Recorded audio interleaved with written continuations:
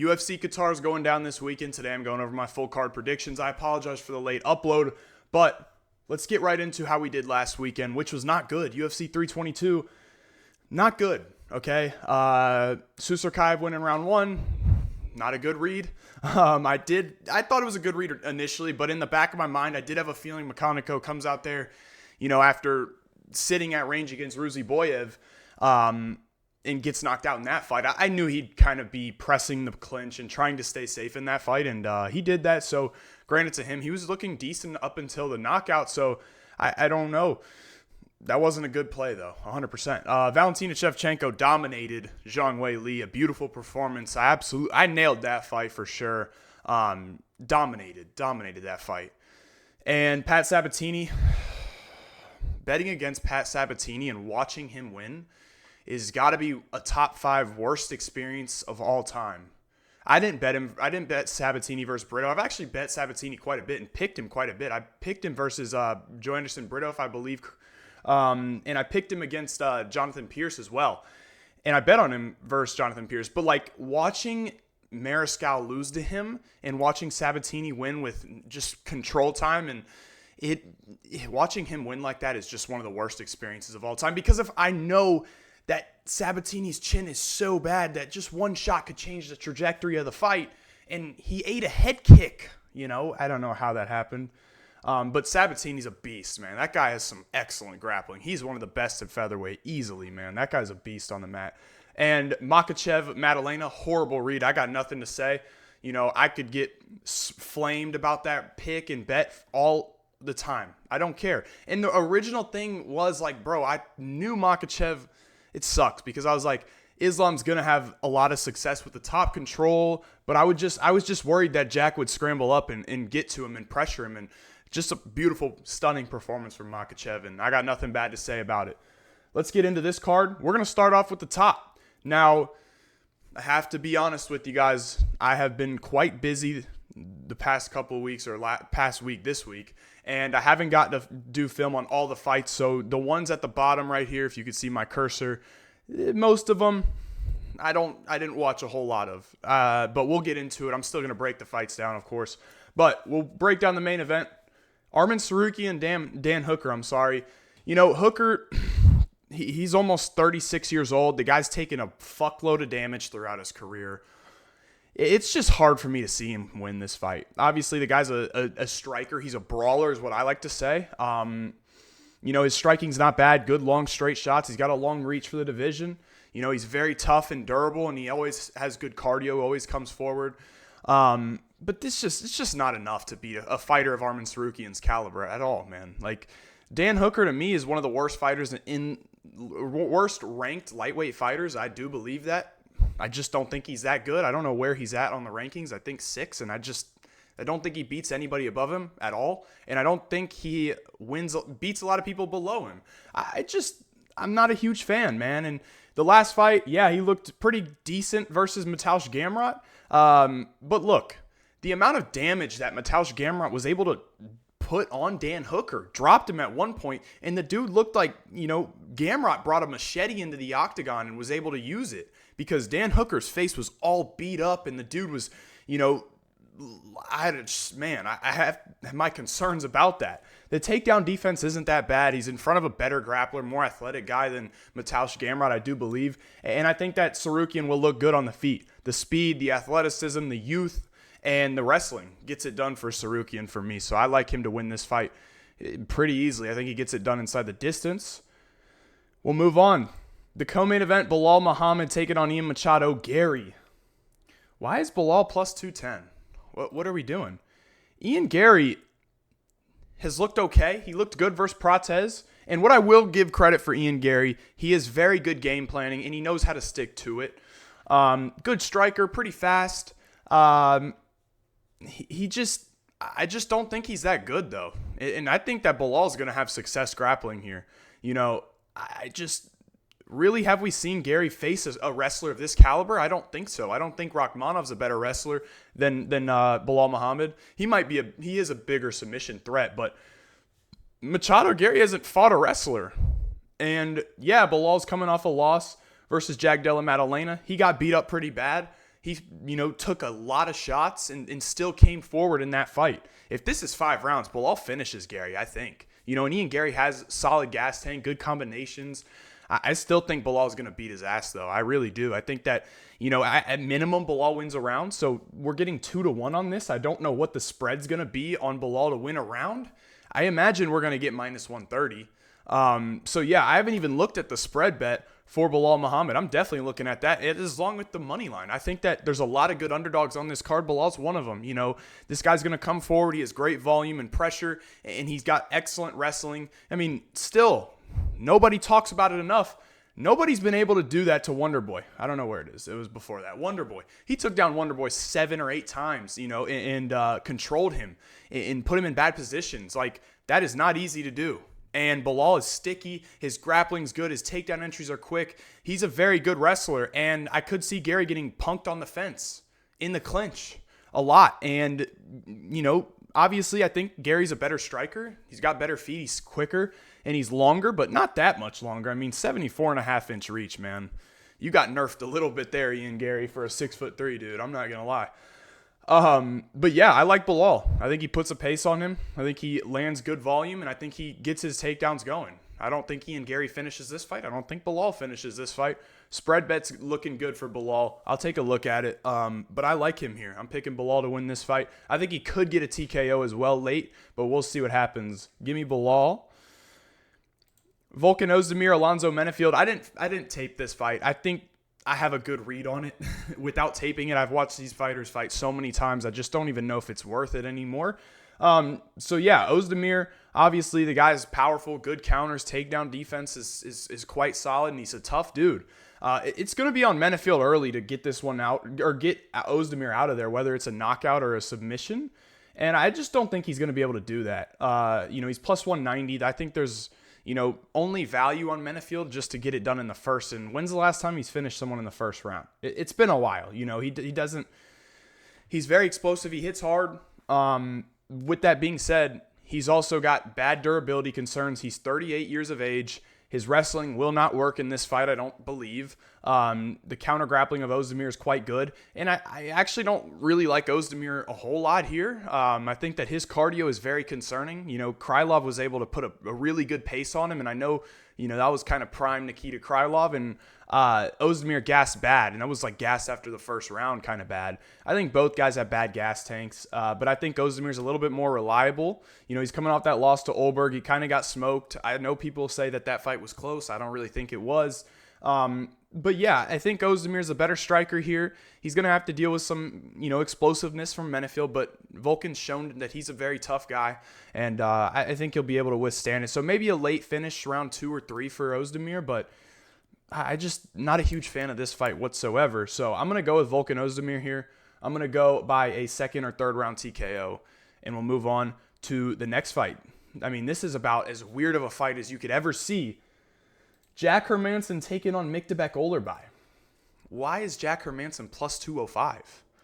Obviously, we need to see how the weight cut goes. We need to see how, the interviews are. I've watched an interview. He seems quite confident in his wrestling and grappling and anti-grappling, and I believe him. I mean, the guy's a high-level black belt, Greco-Roman background in wrestling, and he's shown throughout his career that he is a good grappler, not only a good anti-grappler, a good grappler on top. And have we seen Myktybek put on top or be on bottom? I'm sorry. No, I don't think so. And Orolbai is very talented. I always kind of shit on him a little bit. I've picked it against him quite a bit.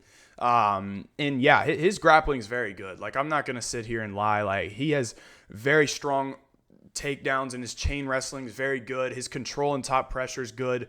The guy sucks ass on the feet. I don't want to hear it any other way it is. He throws hard, and I think he does have some power and maybe has the ability to hurt Hermansson, but I don't think he's a better striker. And Jack is a guy who is typically good at staying out of bad positions with dangerous strikers. Not to mention the reach advantage for Jack Hermansson and the height and just physical advantage. I mean, Myktybek Orolbai, I don't know how much I can take away of his wins at 155, because he wasn't 155, really. I mean, he's got one fight, I think, where he made weight, and it was versus Elvis Brenner, who we know is not a really good fighter, not an elite or even great fighter. Elvis Brenner is just tough, and he doesn't really have a lot of skills. And on the other hand, Hermansson is way more skilled than Myktybek Orolbai. Better jiu-jitsu, better striker, better kickboxer, and whatever, I just said that. And he could be the better wrestler.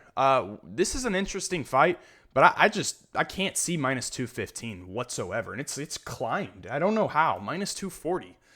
Yeah, the only way I really see Myktybek winning this fight is if he is able to get him out of there and put him away in the first. I don't really know if he can. I mean, he's had cardio problems in the past. The Elvis Brenner fight kind of gassed out in that one. The guy has zero head movement at all. And he is a front foot fighter. He will be able to pressure here. But he has no striking. He just feints takedowns and doesn't move his head. That's it. And then he'll throw the 1-2. But other than the 1-2, doesn't really have a whole lot going for him. Jack, obviously, stiff, nice jab, hard calf kick. Other than that, he's not a really great striker either, but his footwork is very good and good enough to beat Myktybek. We're going to see what happens here. I got to see the weigh-ins.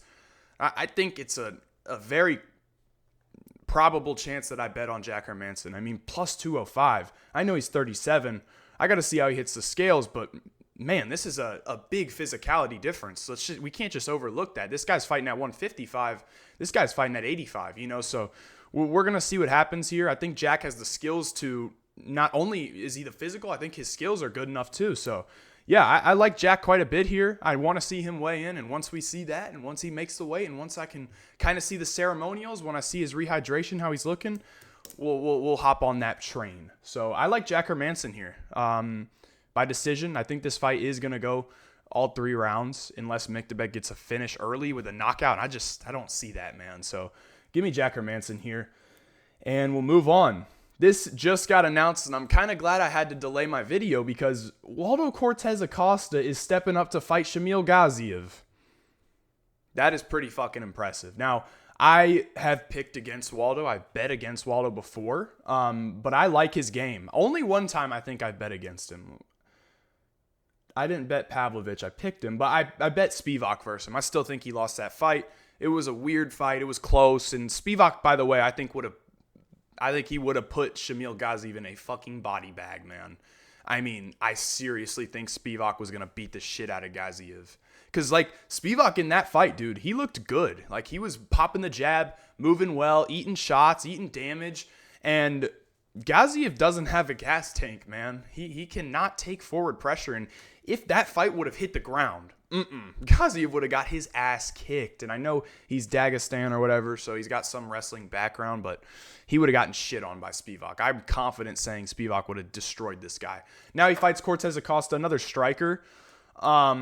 Yeah, I like Waldo, man. I think it's hard, really hard when you're flying across the world to take a fight in 3 days. Less than that, man. That's just crazy work. So if this was a full camp, I'd confidently pick Waldo, and whatever the odds are, I guess it says minus 165. I'd bet him at minus 165 easy if this was a full camp. But it's 3 days notice, and it's concerning. It's got to be a concern, man. But Waldo's taken fights on short notice before. It's not like it's new to him. So Gaziev's got that good right hand. He is deceivingly fast. But I just don't trust him as much as I'd trust Waldo. Waldo's very durable. He's shown that throughout his career. He's got a lot of hard low kicks, and he's definitely got the cardio advantage here. So Shamil could just walk this guy down and land some good shots, but I think Waldo's vastly improving. I like him to win this fight here. It is a little concerning with the short notice, but I got to trust him here. I like Waldo. I like him as a fighter, and I like his activity a lot. You know that. If you're fighting a lot, man, you're one of my favorites. So give me Waldo Cortes Acosta for that one. I think by late knockout. We got Kyoji Horiguchi versus Tagir Ulanbekov. I did not get to this fight. Obviously, I've watched Kyoji not in his UFC run. It was quite kind of a long time ago, but I've watched him in Bellator quite a bit. Lose to the guys like Patchy Mix and other fighters like that. I think Horiguchi, he's only 35. So much experience fighting at a lot. Where did he fight last? Risen. So, he beat Sergio Pettis at Risen. I just think Tagir, I like the way Tagir's been fighting, man. He's been showing a lot more activity. He usually doesn't fight this much, but recently he's fought, 2 times this year. It's going to be his 3rd time fighting this year, which I enjoy. Beast grappling. The guy's excellent takedown entries. He can fight from the bottom and fight from the top. Nasty back takes. I think he's going to win this fight by submission. Obviously, Horiguchi's a very tough customer. If not by a submission, I think he'll just win by a decision. I like Tagir here by quite a bit. I think he wins this fight by a decision, and I think he gets it done with the grappling. So let's move on to Luke Riley taking on Bogdan Grad. This one's, it's hard, man. Do I understand why Luke Riley is the favorite? Yeah, but minus 250, I just can't get behind. I can't do it, man. I cannot get behind minus 250. The guy is very explosive. He's fast. He's dynamic, and he is powerful. He hits hard. But there have been some grappling deficiencies, and it's kind of a concern a little bit. I just think he's got to knock him out. I think Grad, he can be knocked out. He's very reckless, and he's not a good fight. I don't think he's very good. When I watch this guy fight Lucas Alexander, he's getting taken down by Lucas Alexander. He's getting reversed by Lucas Alexander and put in bad positions on the ground by a Brazilian kickboxer. And yeah, it's a concern, but Grad has a black belt. He has good cardio, and he can push a crazy pace. And that's how he ended up winning that fight versus Lucas Alexander, was the pace of the fight, just constantly moving forward and landing and shooting takedowns. And he will look to do that here. It's not going to be Luke Riley just knocks this guy out because Grad doesn't shoot takedowns, or he's going to be shooting. And he's not just a threat with the grappling. He does have some decent striking. I don't think he's better than Riley. He's definitely not going to be as fast or dynamic or explosive or hit as hard, but he's not a horrible striker. And the guy level changes a lot, and he can, get some control time. I don't know if his grappling is good enough. That could be a problem here. But at plus 210, 200, man, I'm not exactly sure if I can just run this over. There's a lot of good underdogs on this card, and I think Bogdan Grad 100% is another good underdog because this guy will fight for your money. He might get knocked out in the process of doing that, but he's going to fight hard. He's going to come out there, he's going to shoot takedowns and relentlessly try to get this fight down and try to finish it, and he's got the pace and cardio to do so. So all signs are leading towards Bogdan Grad. I think there is a chance, and a solid chance, that Luke Riley snipes him and puts him out cold. But if that doesn't happen, this fight plays out pretty close. And I think that Grad is going to surprise a lot of people because the guy, has good pace and cardio, and his wrestling and striking are not bad. Very big step up from who Luke Riley has been fighting, by the way. And this is a very, very, very tough debuting. I think that Grad is pretty solid. So I'm going to go with Bogdan Grad at plus 200. I think he can cover that. Even if he gets knocked out, I think he can cover that, just because, even though that doesn't make sense, even if he gets knocked out, maybe he could cover it. But, I also, I'm hyping up Grad, but there are some bad things I don't like about him. He is very reckless, man. He's super reckless in there. So yeah, that's the risk you're taking. All right, let's move on to the next one. I like Grad by a decision or submission. The next fight up, Saygid Izagakhmaev versus Nick Dalby. Danish Dynamite, that's my guy, Danish Dynamite, man. Been riding with him for a minute. He is a dog. He's tough, good cardio, relentless cardio, good kicks from the outside. I am going to be honest with you. I have no idea about this guy. I don't know anything about him. I watched one fight, I think, and I didn't even finish it. So yeah, his last fight is 2 years ago, which is automatically, I know a lot of one fighters have been dealing with some stuff, so I don't know what's going on. But I don't know a whole lot about Saygid, but I'm worried about Danish Dynamite. He's coming back fast, man. It's coming back fast. 6 months for that kind of TKO at this age, 41. Concerning from my boy, man. I'm going to pick Saygid. I don't even know much about him, but I've seen some people picking him, and people talk about him quite well, and I think it'll be enough to beat Nicolas Dalby, who I'm just afraid his time is up, man. 41. It's very old. Very old. All right. We'll move on to Alex Perez versus Asu Almabayev. Take a look at the odds here. Asu Almabayev is minus 190. Why the fuck is this guy a favorite? I mean, seriously. What? I think that when I watch Asu Almabayev, I think he's one of the worst fighters that is ranked currently. I just do. I don't know why he's a favorite here. He's not winning this fight. Unless Alex Perez has no knees and his injuries are serious, like this guy, Asu Almabayev is not winning this fight. Okay? Alex Perez has every skill to go out here and win dominantly. Dominantly. I truly believe Alex Perez is the right side here, and it's not even a close fight. I think that, Alex Perez, extremely good defensive grappling. Who is he? You look at his last 5. Oh, he's been submitted by Davison Figueiredo. Oh, man, you got submitted by Alessandro Pantoja. You got submitted or you lost by TKO and you got your back taken by Tatsuro Taira. Oh, no way, man. I just named two of the best back takers in MMA, Tatsuro Taira and Alessandro Pantoja. I just named 2 of them. And then I just named one of the best flyweights ever in Davison Figueiredo. You're fighting Asu Almabayev. This guy somehow is 5-1 in the UFC. I think that's his record.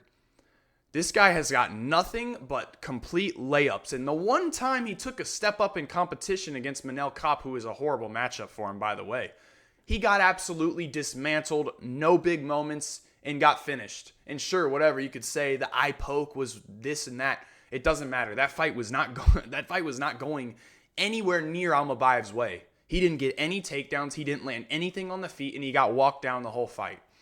Almabayev is at a real physical disadvantage in every fight that he's in my opinion. I think he is very small for 125. And I'm not going to just sit here and shit on him the whole entire time. I kind of am, because I'm going to talk about his last fight.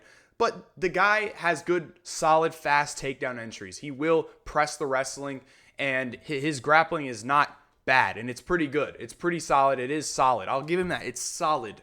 But you got to be good everywhere in the flyweight division, man. It's just not going to work. It's not going to work. This guy has gotten layup after layup. Like, look at this. CJ Vergara, one of the worst fighters that's ever graced the UFC octagon. Jose Johnson. And by the way, Jose Johnson, in the 3rd round of that fight, took Almabayev's back. You let Jose White Belt Johnson take your back? Are you serious? That guy, and even in the corner, he's like, nah, I can finish him by submission. Are you serious? Bro, Jose Johnson said that. Like, come on, man. And then he fights Mateusz Nicolau. I mean, are you serious? This was one of the worst fights I have ever watched in my life. Horrible. Horrible. Okay? Menifield dominated. In the Ochoa fight, I can't be the only person that thinks that fight was close. Asu Almabayev, with this scoring criteria that we all talk about that should be what it is, Asu Almabayev was put in bad positions on the mat, threatened by submissions, triangles, arm bars, and landed on the feet. Almabayev landed 0 strikes on the feet, nothing hard. Maybe like 6 ground and pound shots? Maybe. That's it. Maybe. He is not a good fighter. And he loses to a lot of people outside the top 15 in flyweight. Andre Lima destroys this guy. Dominates him. Like, seriously, I don't understand why Alex Perez is an underdog, man. He's going to be the much better striker, not even close. Almabayev has decent kicks from the outside, but when anyone pressures forward, this guy runs away. Seriously. Hard, low kicks and good calf kicks from Alex Perez, and he will press and make you throw volume. And his defensive wrestling is far good enough to get this one done. I've got 2 units on Alex Perez. I don't know how the hell he loses this fight. I don't know. I don't know how the fuck he loses this fight. He's winning this fight easy, man. Underdog plus 165. Everybody go ahead and load up on it. There is 0 chance he loses this fight. I'm serious. And I might bet him inside the distance. I might. Alex Perez, easy there. AbdulRakhman Yakhyaev, Raffael Cerqueira. Do I even need to talk about this one, man? Yakhyaev gets it done inside of 2 minutes. Cerqueira, man, I don't know what that guy does. Yakhyaev wins in 2 minutes. Bekzat Almakan versus Alessandro Topuria. This is an interesting fight. I mean, how could you not like this? But it is hard to get a read here, 100%, and be confident in either or, honestly.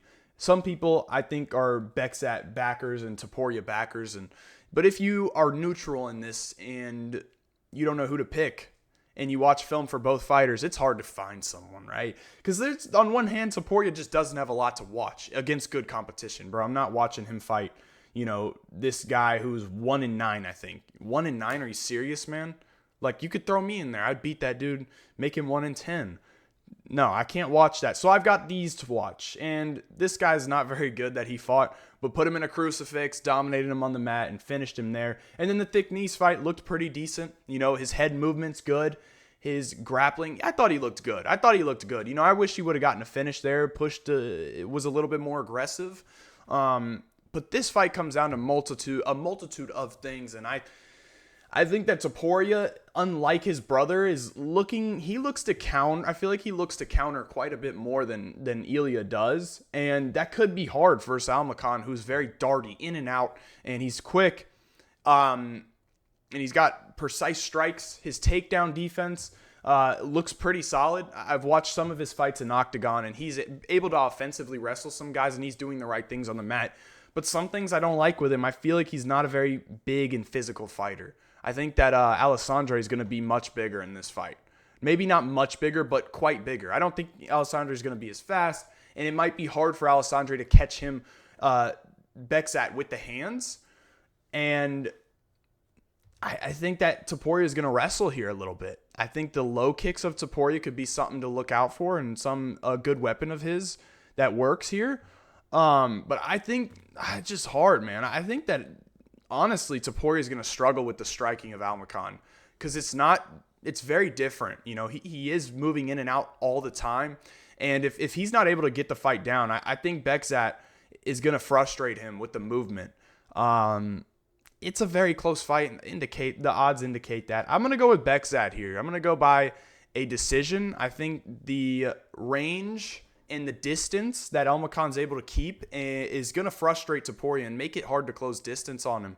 So unless Topuria can get the grappling going, and if his grappling is elite, I think he'll be able to take down Almakan, but I don't necessarily think that his grappling is elite. So I'm going to go with Bekzat here. I'm going to go by decision, and we'll move on to Ryan Loder versus Ismail Nardiev. We're kind of going to go through these ones a little bit quicker because I haven't watched film for these. I'm going to be completely honest. Ryan Loder, quite big for the division. He's got a wrestling background, of course. He's a good fighter, decent fighter. Striking's okay. Nardiev, he's like, when I watch film on Nardiev, he is good, man. Like his striking is solid. He's got a grappling background. He just kind of falls apart, man. But I think he's good enough to win this fight. And I think he can get a knockout early. Oh my God, I voice crack. I kind of want to take a look at that.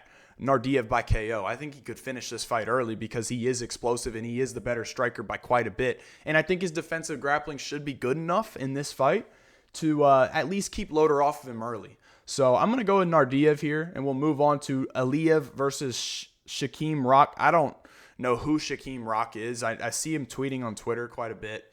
I don't know who he is. I looked into his Tapology. Apparently he's a submission guy. Aliyev is face submission guy like Joe Selecki, and pretty much dominated that fight, had it pretty easy. So if that fight indicates what we're going to see here, I think Aliyev is going to be able to take this guy down and lay on top of him for probably the whole fight. So I'm going to go with Narulo Aliyev by decision. And the last one, Marek Bujalo versus Denzel Freeman.